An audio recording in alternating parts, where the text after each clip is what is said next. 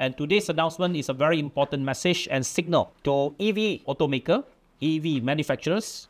to make Malaysia as their manufacturing hub and manufacturing base. Because the government is fully committed to encourage the adoption of EVs. And we are doing all we can to support the growth of EV. 今天要跟大家聊的就是刚刚出炉的 EV Road Tax 电动车的入税，因为今天早上我就到了 Putrajaya 的 JBJ 就交通部总部，聆听了我们的交通部部长陆兆福先生对于这个 EV structure 的讲解，也给了我们几份东西，让我们更加清楚知道，他们用什么样的方式来计算，然后每一款电动车的标准的这个入税应该要给多少钱。然后我会详细讲这个东西，顺便分享一下我自己对于这个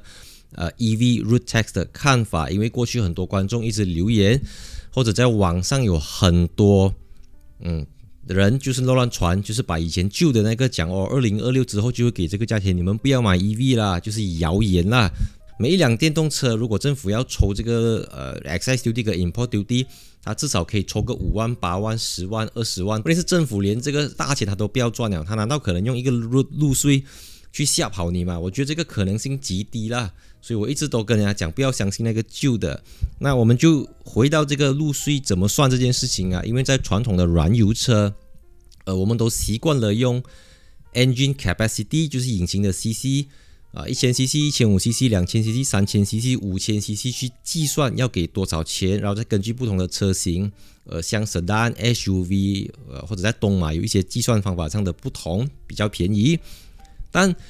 EV 就没有办法做到这样子，因为 EV 的话呢，我们没有办法用它的电池的容量去计算它的入税。你们比如说这个电动车是50 kWh。那个是90 kWh， 那个是100 kWh， 我们没有办法这样去算，因为即便你电池相同，车子的0到100加速，它的动力等等，车子的重量你没办法去agak，因为它也会有很大的一个差别，所以最后政府就跟回他们第一版的入税，就是用了这个叫 Kuasa Motor Electric， 它用的单位是kilowatt 还有 watt 啦，是一样的东西啦，只是数值不同。So， 严格来讲，这个 Kuasa Motor Electric 呢，就是你那台电动车的 Power Output 功率输出。那你去做马力测试的话，其实你功率输出过后，它是 kW 千瓦 kilowatt 啦。打个比方啊，像这个Tesla Model 3 Rear Wheel Drive， 它是208个 kilowatt， 然后你再拿208 kilowatt 去换算为 PS 或者horsepower、brake horsepower 这样子的概念啦，所以就是根据你车子能够输出多少马力，而不是你的 battery size 或者你的车架或者你的车重各种啦才得出这个算法。然后它会根据不同的 block 啦，好像你多少到多少，好像你给 income tax 这样啦，你赚多少钱到多少钱你就给多少钱哦，明白那个意思吗？根据那个 tier 来走，然后这非常多面啦。然后其实 JBJ 已经特意把它打散了，就是把它弄到很细很细，就不会说两台车子可能只是差了5个 horsepower，I mean 只是差了10个 kilowatt， 价钱会差几倍这样子啦。所以你会发现到它整体设定下来，我觉得还蛮合理的啦。因为我觉得重点并不是在于 JBJ 怎样去计算这个 EV 的入税，重点是在于它的 outcome 啊。它最后它要让人民享受到的是更加便宜的入税，所以 JBJ 很大声的讲，这个入税呢是比第一版的 EV 入税便宜了85%， 不是85块啊，不是850块啊，是 85%，也就是说第一版呢是有多么的不合理，多么的吓人啦。好像这个 BYD Dolphin Premium Standard Range 原版的是624块，现在降到120块。但是那个 BYD Extended Range 因为功率也更大嘛，150 kilowatt sorry，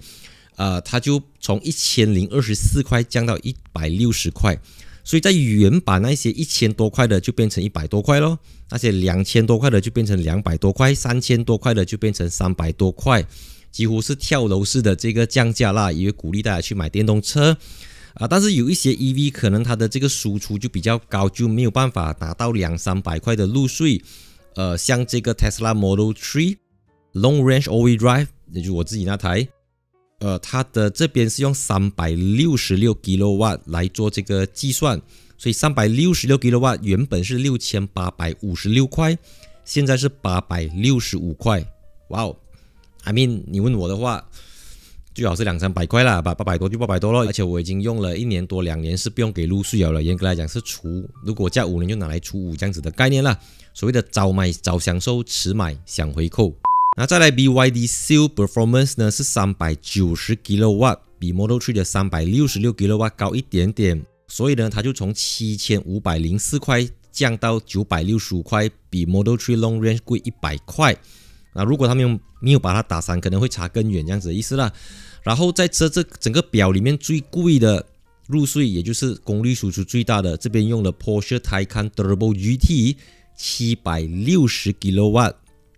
原本是17494块 per year， 现在是6715块 per year，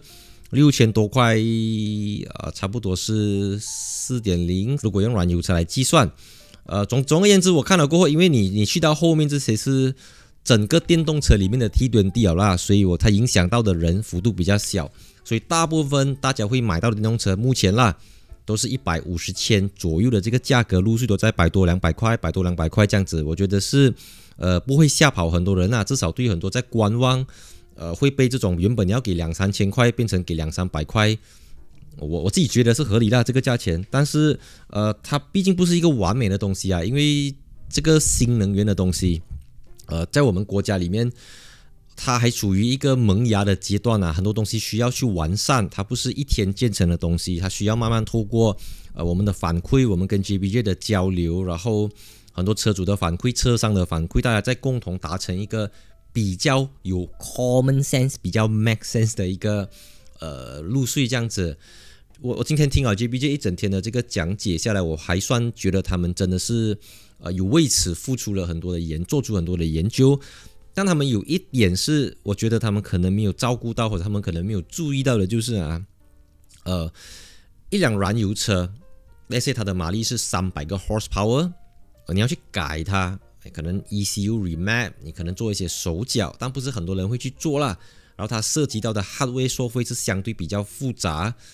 可能费用也比较高，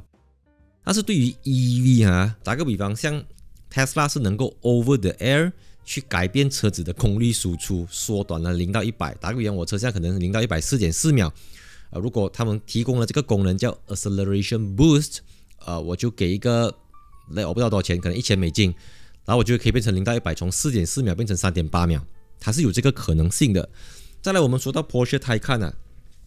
它有一个灰色地带啦，因为它这边写760 kW 嘛，但是你看我之前介绍Taycan那支 video， 我在西班牙介绍那支 video， 你就知道它不是什么时候都是760 kW 的，它不是一睡醒就760 kW 的嘛，它是在特定时候你使用这个 extra boost，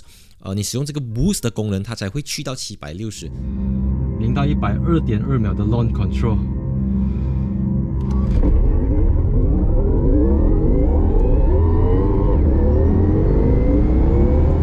在正常情况下，它是不会有这么多的这个 output 的。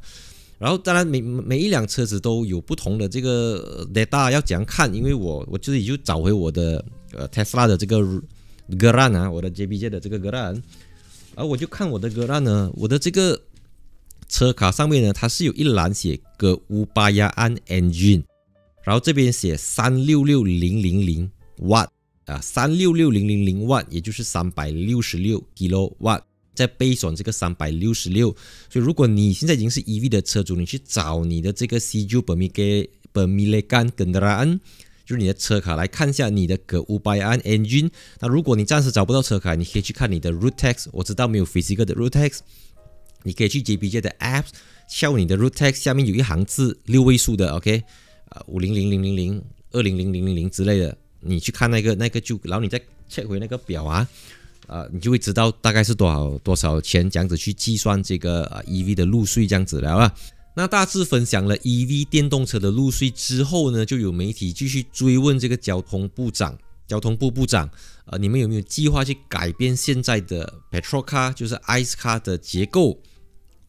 因为我们都觉得这个东西不是很公平啦，因为我们的邻国像泰国、印尼，还有大部分的国家都已经改用 CO2 就是这个排放量去计算 road tax，而不再只是用 engine capacity， 因为它不能够去真正是达到那个目的啦。因为你看 C200 是 1.5 turbo， 对不对？甚至它 1.5 turbo 它也可能是一个 supercar 来的。好像比如说我自己是有一辆 2.5 L NA 啦 ，OK， 我一年要给600多块，但是那个车子它可能是 1.5 turbo 或者 1.8 turbo， 它的排放量可能是高过我的，你知道吗？但是我需要给这么多钱。当然那个是另外一个故事，只是我们会觉得说，如果政府可以用 CO2 去计算会比较合理，也会真正达到那个目的啦。因为你是讲碳排放嘛，那你downsizing，然后更好更有效率的引擎，排放量更低才可以嘛，不然一直用着那个旧的东西，我觉得还是。不过总的来讲，我知道 JBJ 有 JBJ 的立场，他们必须要维持着这个价钱，因为 JBJ 一年还是靠很多 road tax 的收入，所以他觉得去动它会改变到 JBJ 的这个收入的结构。